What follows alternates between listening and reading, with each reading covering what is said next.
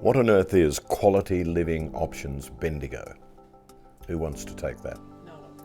Nola, probably. I thought that might be the case.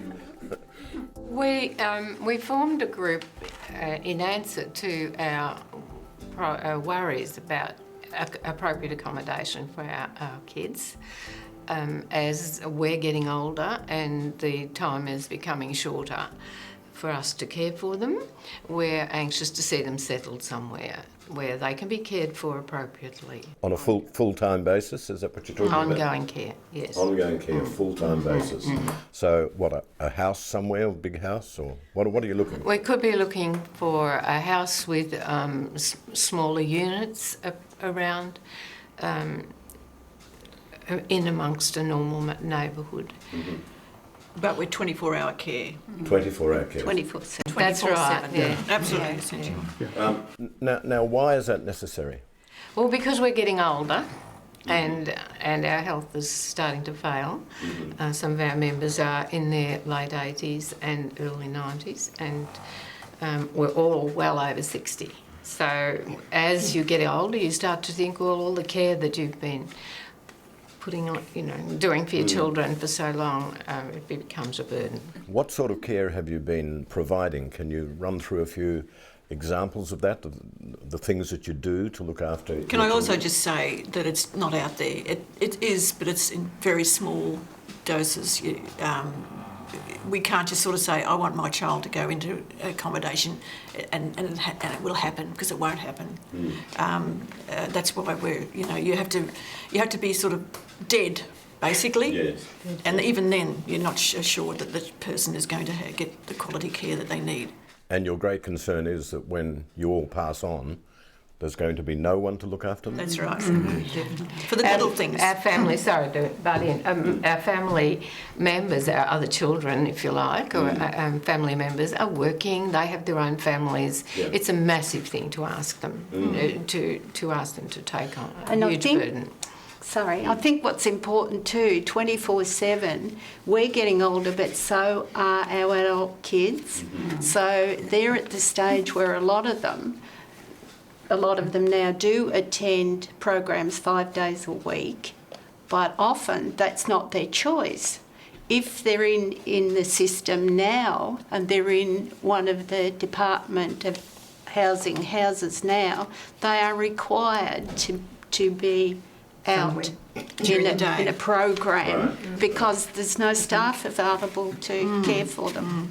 So we're thinking as they're ageing, they don't want to go out every day, or they're not well, which is a big one. Yeah, most accommodation houses only have part-time people come in, and they have people come in for 3 hours to help cook, help shop, but there's no one there all day. That's why we're very important about the 24-hour care. Those are the sort of holes that we're talking about. I mean, there are some sort of support structures for your children, but there are great holes and gaps. Right. Can you explain those? Can I just, butt in again now, is that you're saying there's placements for them, but they are not all funded for 5-day placements. So some of them spend a lot of time at home with us. Yes.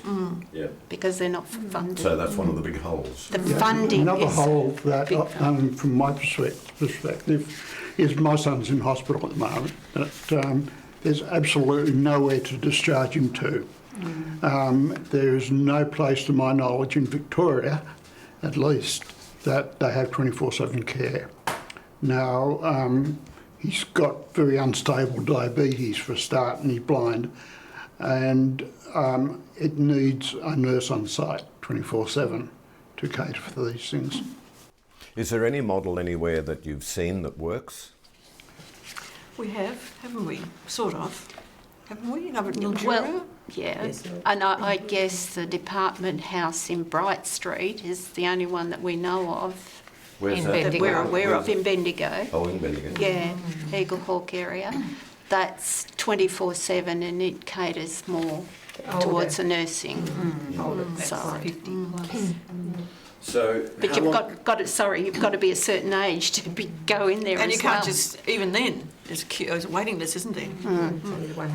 There is a model that we've seen in Mildura which is fairly close to what we think we need. And how does that operate? Well, that's a private institution. There's no government involvement in that one at all. Privately They funded. have a house specifically built for the purpose for 5 residents and a full-time housekeeper, nurse, whatever, on location the whole time. It also has 4 single residences around it, 1-bedroom residences, for those intellectually handicapped adults who really are better off on their own or prefer to be on their own, and there are certainly some that are better off on their own. But they're close enough to get some supervision. Yes, they can't be totally on their own, They're obviously. not totally on their own at all. The support's there for them if they need it. And how's that funded, do you know? It was funded by voluntary subscriptions, From philanthropic which they've been doing for a number of years, but they've had a very great deal of local support from individuals and from businesses and that sort of thing. So they're constantly updating their funding and getting that. But the end result is pretty close to what we think we would need here for this group. Because one of the things which we should point out is that the individuals that we're talking about all are different and essentially all have different needs.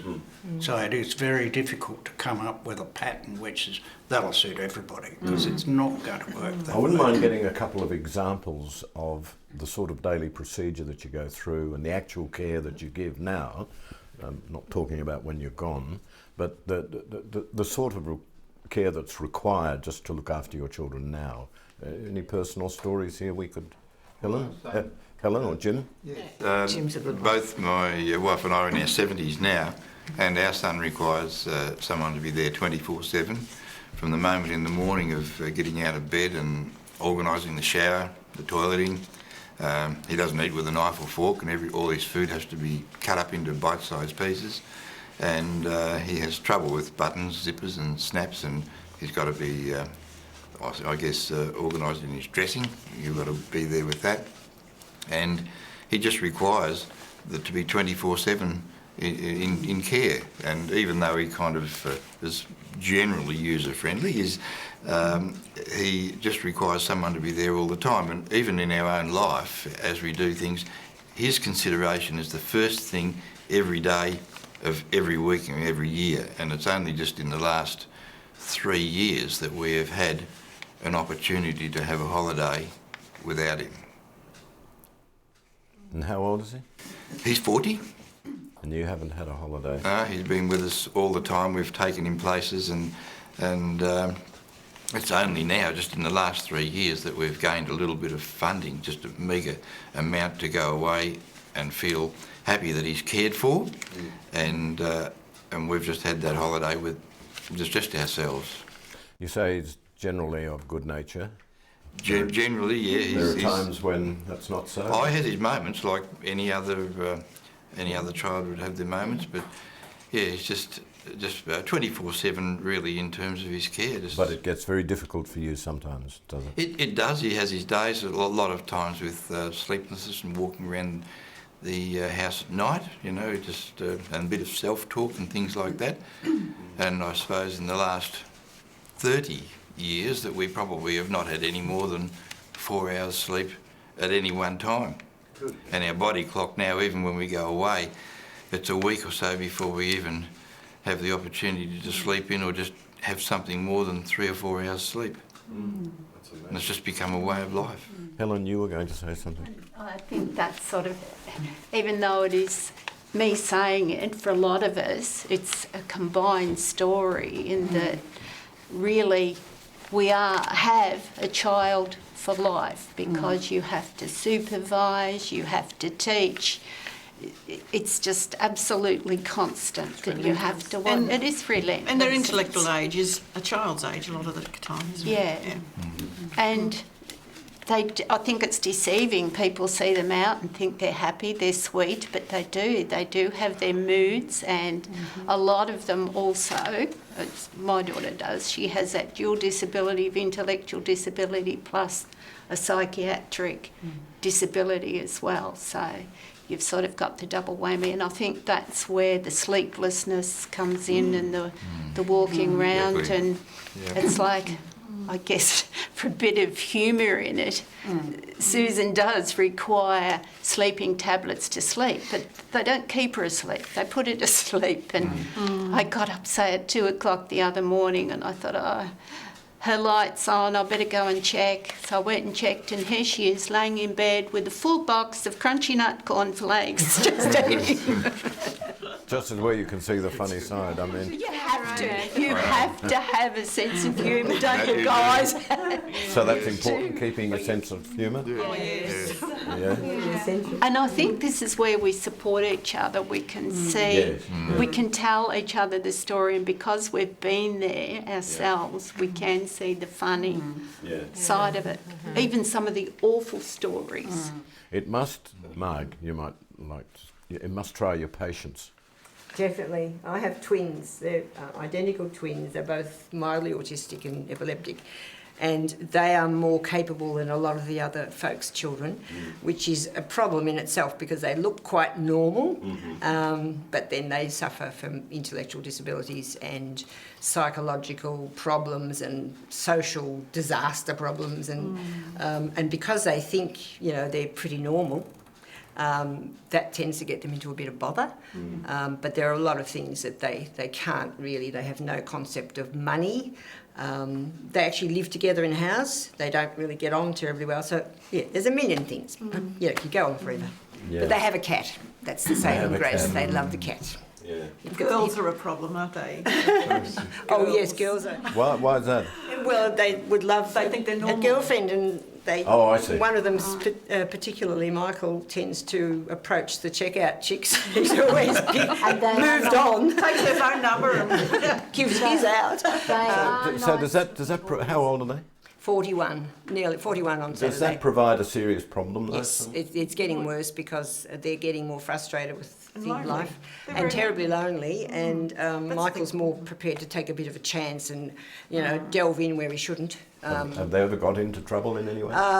Not seriously, but they've been warned by, you know, say teachers and instructors, whatever, that's not the... And it's very hard for them to understand what is the correct way to do things. I can't even explain it to them. It's sort of a nuance that we have or we don't have, how you approach people on a normal basis when you're in fact not going to take in, you know, Mike would, he thinks he could go as a university student and, you know, no way he could. And So- they are nice looking boys, your boys, and Well, they they are, I suppose. look they present. normal. Yeah. So they're very lonely because they are, can't. yeah. And I think that's the same with all of our kids. Well, I They're think lonely. this is my story is a little different. Again, we're all in different situations, but my lad is quite volatile. He had brain damage as a result of a car accident I was involved in before he was born. He also is intellectually disabled and has a lot of behavioural problems. He has extreme depression. So he will react very suddenly to any implied criticism and swears his head off, and that really doesn't help him to get any help. Does it get aggressive? No, only verbally, but very, very verbally aggressive. And this is really stops him from getting a lot of help because people are repelled by the abuse. He's very difficult to live with. And obviously he lives separately from us, but I'm supporting him a lot of the time. He's now 55, and it's been a long haul. And I think I speak on behalf of most of us. We've been doing it for 40 and 50 years, and we're tired, and we just want to see them settled somewhere where they can get appropriate care while we're still around to give them support during that transitional stage. Now, you're a very calm person, I can tell, because you're an artist and you get into that other zone. But have you ever lost it? Oh, yes, of course, I'm human. Yeah. Can you tell me about some of those, anyone? If you want, or not? Oh, sometimes you just... Meredith's bursting to say. About losing it. Yes. Well, I've got a daughter who's just about to turn 30, and she has autism. She's severely intellectually disabled, totally dependent on myself and my husband, needs all 24-hour care, and has, suffers from quite serious anxiety, mood changes, and very similar probably to, many of us, Jim's. Fran, have you got a story? Oh, look, and No? I think other people's stories are much more important. My daughter has They're all Down important. Well, she has Down syndrome, and look, she's pretty easygoing and pretty good, and she just needs the constant being looked after. That's all. But look, she's a wonderful kid, and everyone loves her. But we have her problems. But there's other people here that have got much more. Now, as much as I hate to say this publicly, because I feel disloyal to Suze, she has been violent. We went through a period of years where she was home, and it was because of an incident that happened at her workplace. And with Down syndrome, they can, around a certain age, if they have a traumatic incident happen to them, it can completely, it's like, They never it forget. does. It changes them, it changes their personality. So she went into a little monster. So from not being, I know, this is what people can't believe, but from being on no medication at all, what keeps her in balance now is psychiatric medication, antidepressants and an antipsychotic medication. I'm in my 70s, I'm a single parent, so I cope with that alone, with very, very little support at all from any of the agencies. And how old is she, Helen? She's 46, just turned And you've 46. been looking after her all that time. A long time. When- all her life. When she was that monster, Yeah. she's not anymore because of the drugs, right? Yeah, she can revert. I've got to tiptoe very carefully because out of this she now has obsessive compulsive disorder. So if I touch her things or try to remove her things, she will very easily get agitated, and then she will physically fight me. How did you cope with that fighting? How did you fight back? I was told actually you couldn't fight back, to sort of get out of her road. That was the only way I could do it. If I tried, she's so physically strong, she was physically stronger than me. But if I tried to fight her back, it just made her more determined. It took me a long time to work all this out, but if I eventually backed off, didn't have contact with her, didn't speak to her, and that may mean she would be in her own room, or I'd go and shut myself in a room or go outside, then I'd just have to wait till she calmed down again. And she was very clever. She could come and say, "I'm sorry, I love you," and then turn around and do it all again. And you're a single parent. Did you work through all these years? I couldn't work when Susan was at her extreme, but I did part-time work before that. But when Susan was going through that, I had to be home with her full time. Pretty She didn't hard. go anywhere. Pretty hard to keep a life going. You don't have a life. And often now, I think we can all say this, our lives do revolve, not because we choose to, but they have to revolve around that child that we're caring for. Because they're always, no matter what you think of, whether you want to go out, whether you've got to do, they're the first consideration. They have to be picked up or dropped off at a certain time. They have to. It's a You bit have to like- pre-plan everything. It's a bit like having a kindergarten child and looking after them for the whole of your life. Yeah. And we really all work toward having some time in our late retirement where we can just be ourselves and look after our own bodies. That must seem like a a dream. Yeah. Well, it does, Sounds because ridiculous. with the limited funding that the government supplies for people, there's a huge backlog of people looking for accommodation. We did a survey in 2012 with the assistance of one of our local parliamentarians, and we came up with a figure of between 250 and 350 people in the Bendigo region who will need accommodation in the next 10 years. Really? That's was quite probably a lot. pretty conservative. Probably fair. And I'm sure it is a conservative figure, Mark, that's right. And how many houses out there? How many houses out there are? I don't know, I haven't got the Probably figures. 8 or 9 or 10, maybe at the most.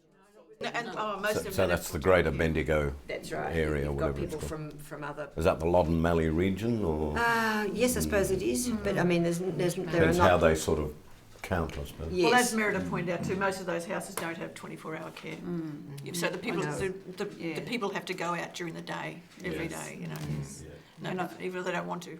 Neil, what's your experience on a day-to-day basis? Yeah, the thing that's coming to mind is that my son suffered an acquired brain injury. That means up till 35, he was perfectly normal, very outward, and when he had this incident, his memory completely went. He came out of hospital. He had an assistant each side of him to walk.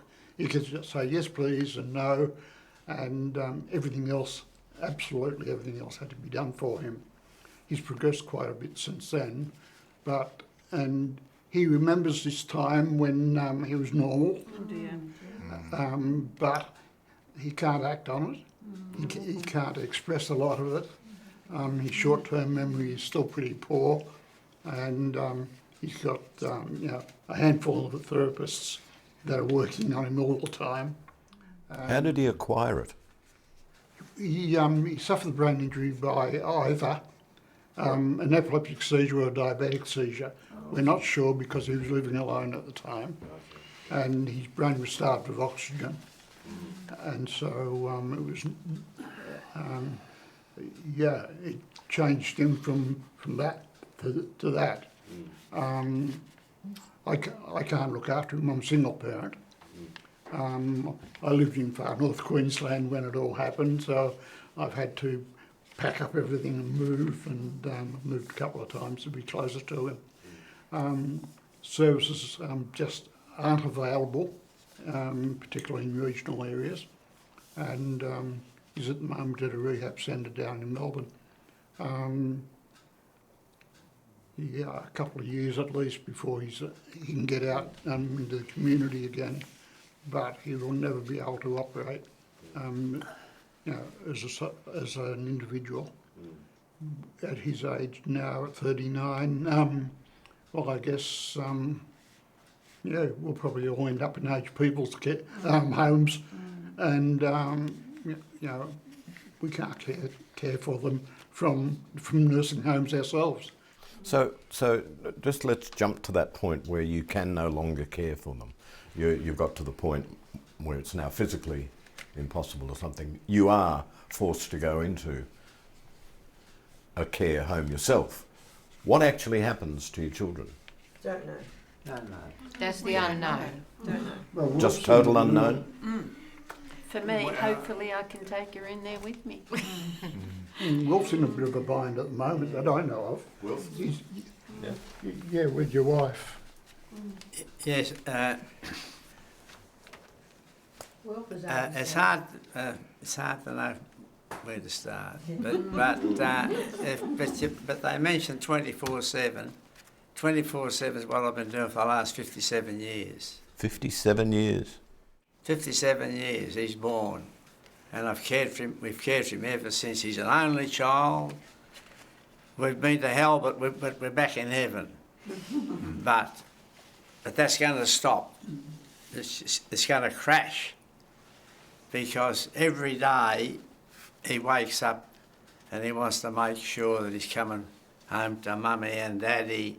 His hospital bed he sleeps in. He's got limited speech, but he can say mummy and daddy. In the middle of the night, we've got him trained now. In the last few years, that he's learned to sing out wee wee.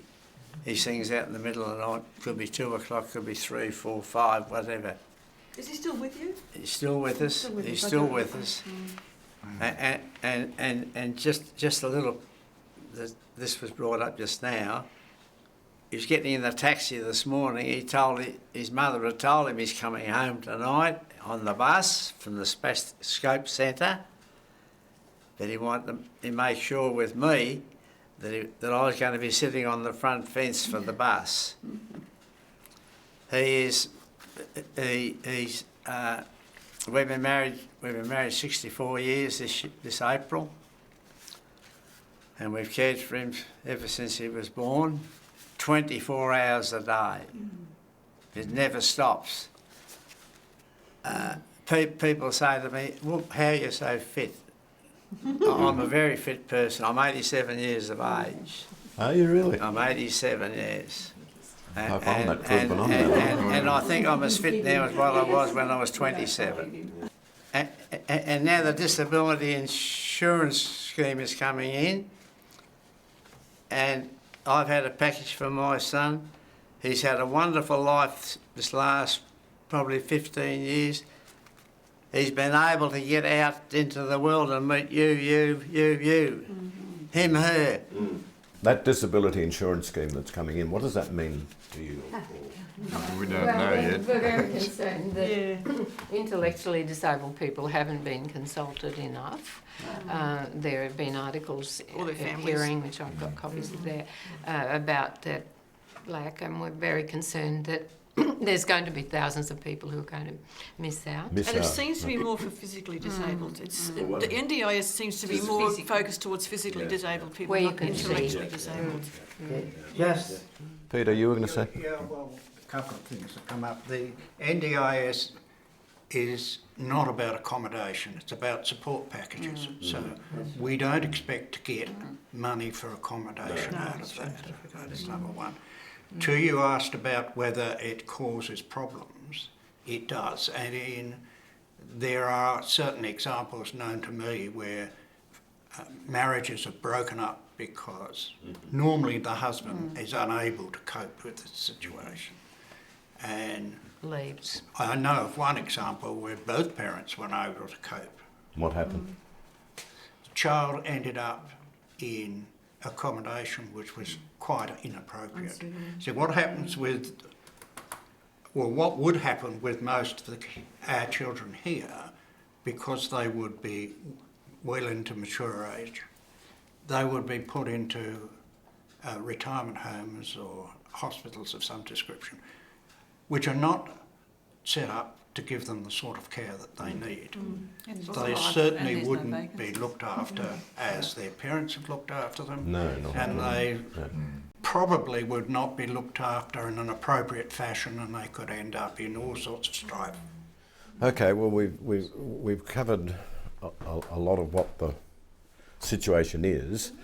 Sorry? Sorry, can I just wrap up that by saying that most of us have approached the Department of Human Services and been told that for our children to be placed on the Disability Support Register, there could be a wait of 10 to 15 years before a vacancy comes up. Now, that's not always true, but it's very discouraging for us. So we kind of got together and thought, well, we've just got to do something ourselves. So we've become proactive. We started to form the group, and we support each other. We've bonded really well as a group in the last couple of years, and you have here a group of very resilient, strong people. They've had to be. Now, let's talk about the dream then. We've got the problem, we know the holes. What is the dream? Can we talk about that? Can I just say one thing though? Yes, it's extremely important for us to have these our people living in accommodation while we're still around, so that the transition for them. Could you imagine having a child? You had the parents have looked after them all their lives. The parents die. They've all of a sudden their life changes. We want them to have a transition. It's extremely important. I know of one particular case where the parents of this disabled person were so frustrated with the whole deal, they took him to the hospital, and left him on the doorstep. Right, there you are, you know, you deal with it. And it's only because And, we you love know, our and children so they much. walked that we away wouldn't from do it. Now, that must have been a traumatic experience for them. But you can almost understand people getting to that point, can't you? Well, people do, yeah. I might add that quite a few of us have been advised that if we were really reached the end of our tether, to just simply take our child to the Department of Human Services and dump leave them them there. there. And it's called relinquishing them. That we just say, right, that's it, we cannot do anymore. But you wouldn't but do that. because we love our kids, No, we you know, can't. Could you imagine do that Yeah. to them? Just take them and put them People somewhere have. to stay there. How do you keep loving them, or is that too cruel a question? Oh, No, no. you Oh, can't. Because, well, You they're can't very... help but love them. you love your own child. Hot wired. There We all, was. we all live in a constant state of fatigue. You know, we never ever get back to that being 100%. We always have a degree of fatigue. The dream, the house, the accommodation, how much money do you need, what do you want it to be? Okay. Unlimited. Well, the first thing of the dream we've already mentioned, we would really like to achieve something to see our kids settled while we're still around, to assist them during that process of transition, so that, you know, mum and dad aren't just fading off into the, well, just simply gone, but we're just slowly letting go. But they like consistency too, to be always in a routine or a pattern. And suddenly these things are cut off. If anything happened to us, then the trauma starts again. Straight away. Yeah. So that's why we want to be there for them. Okay, so have you seen anywhere you want to buy? Have you got any land We that need you might- about half an acre of land. We have a draftsman has drawn up some plans to demonstrate the kind of building that we'd like, that we can show people. But once we get some land, we can then look for funding for an architect to design a purpose-built building, and yeah, we're looking at well over $1 million for that. Over $1 million. So you need $1 million roughly. We need more than $1 million. $1 million is a starting point. We're looking for about half an acre of land with access to shopping, transport and things like that, the basic things that we wouldn't. And have you got anywhere along that road yet? We've looked at a piece of land in Eagle Hawk that we Crown thought land. would be interesting, and it is Crown land, but we've been told that's not available at the moment. But we haven't given up, so we're still looking. But we would obviously prefer to own the land so that we can then have control over whatever, you know, we have built or so forth, so that we can. And it's a bargaining point as far as getting funding if you've actually got something tangible. Now you mentioned earlier what it would be like. Can you just tell me again in detail what it would be like? Would it be some cottages, one central place? Would there be a nurse on call all the time? What Carer. Yeah, all of carers? Not a so- nurse, a You've got to have carer. someone all the time. But would that be one person, two people, what? Well, I mean, well, at least one. For five, on the average on the houses in Bendigo now, there's 5 people in the houses and they have one sleepover.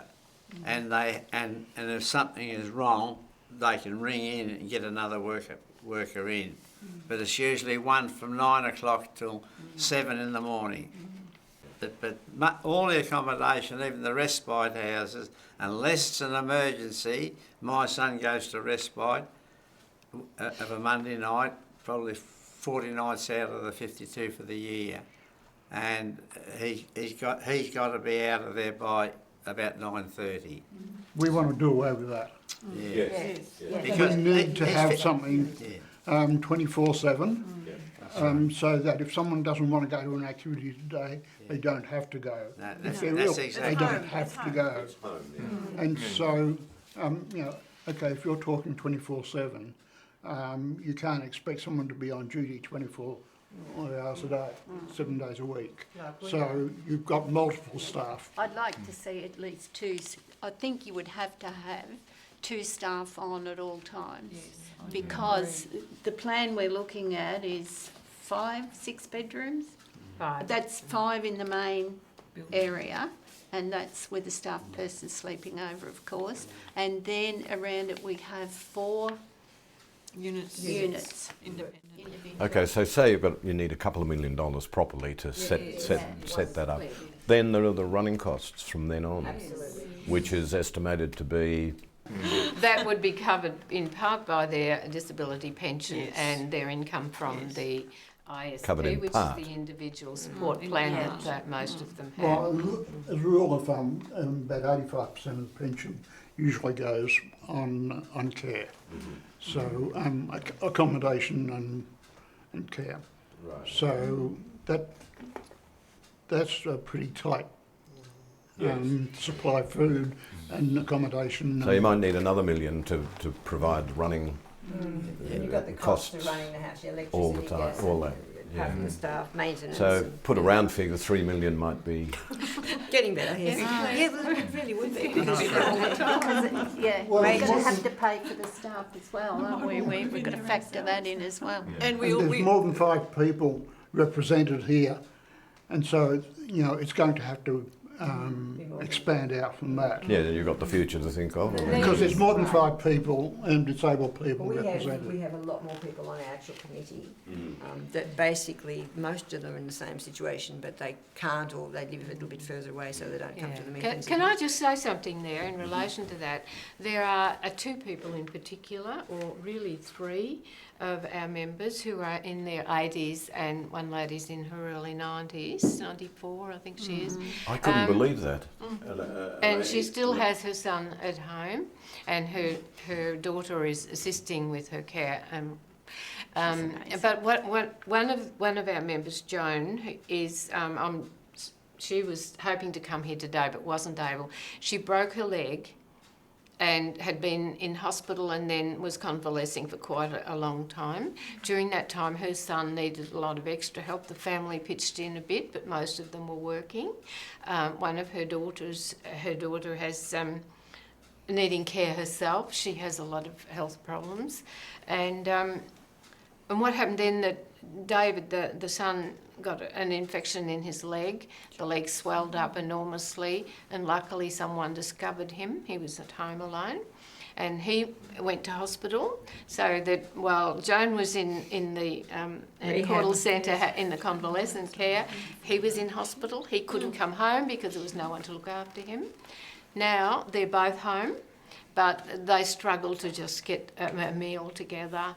They have some care from the council, and families sort of drop in here and there, but it's a real struggle for them. Now Joan's 84 and David is 53, I think. Yes. But that council care is going to be a worry too, because one of our other members, yes. one of our other members has just discovered she has quite serious heart problems, and her daughter is high care and epileptic and needs a constant 24-hour care. So this whole thing She's is a single. snowballing along to. As we get older. And They're starting to drop like 9 bits. with funding, we have to be careful about where we get funding from. Like with DHS, if you get funding from DHS, they've got first preference about who goes into the house.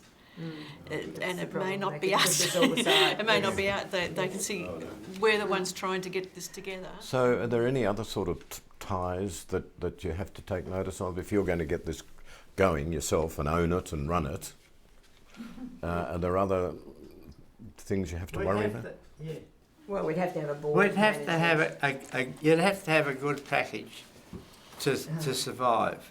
Yeah, you would. Yes. But a You've board got of to- management, yes. Yeah, need a yes. board of management, That's the But I ongoing- mean, tied funds, like you just mentioned, DHS. I mean, are there other areas where they have Only in say private. over? So other service Private. providers, you mean? Yes. Yeah. They usually get their funding from DHS. Yes. No, I see. Yes. So My 2 boys don't have any funding. They lost it when we moved from Echuca. It was a block funding situation which paid for their day services. And unbeknownst to me, because silly old me, it was said that at some stage that was a package they would have for life, but they lost it, and because they're seen as much more capable than a lot of other kids, they can't get anything. So they live on their pension. So how did they lose it? Because it was a block funded, they were going to a day centre in Echuca, and yeah. the funding was to go to that It was for... It was a local council funding. Well, no, Service it was... provider. It was, yeah, it was a local... But Doesn't work that way now.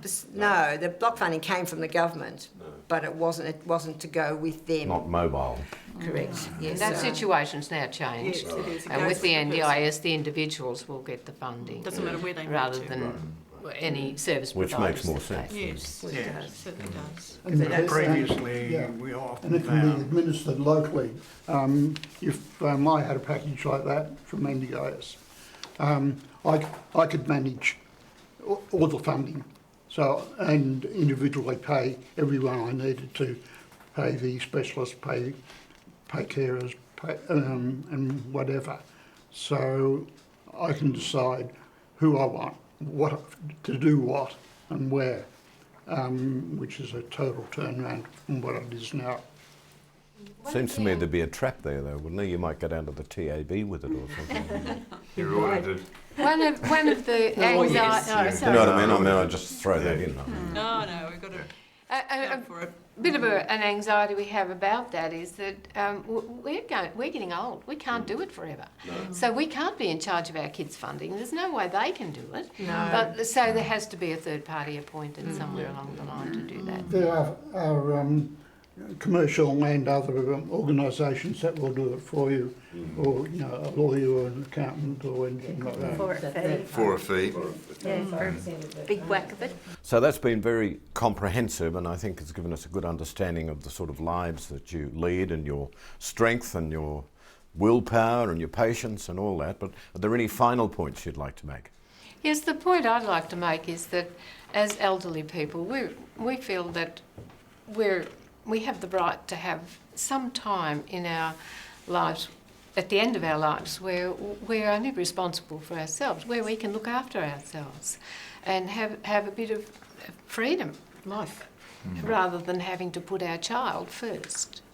There's a time in your life when normally the child will be looking after you, and the roles are completely reversed.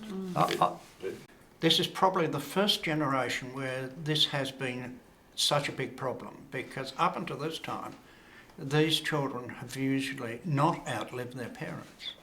They've died relatively young and not outlived their parents. But now that's been reversed and their parents are dying first. So that has really... And institutionalised. They used to be Well, that's true, of institutionalised. course. Yeah. Because of the better medical care they get these days, etc., advances in treatment, etc. Yeah, good point. Yeah.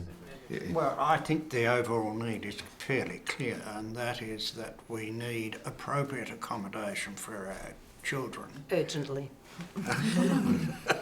That Which doesn't we can exist. look forward to a time when we know that they are properly cared for before we are completely unable or we drop off our purchase.